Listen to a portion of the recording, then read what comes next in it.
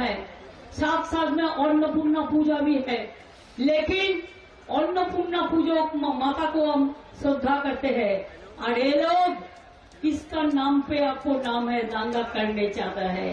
कोई दंगा करने अगर आते हैं, आप चुपचाप रहो, माथा ठंडा रहो, बिल्कुल आप रहे कुल, हम रहेगा कुल। उसको दंगा फसाद का चक्रांत हम नहीं करने देंगे।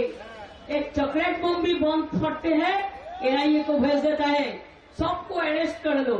सबको अरेस्ट करते करते तुम्हारा देश ही सुनना हो जाएगा, यही बात में रहता है। हम तो छोटा आसमान चाहते हैं, सुंदर आसमान, जिसके लिए सब लोगों ने एक साथ में रहेगा। हम एक सुंदर आसमान चाहते हैं। इसी के लिए मैं यही बोला।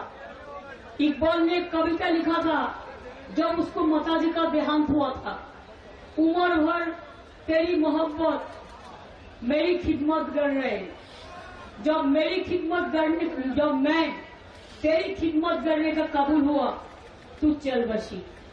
बहुत दुख हुआ था।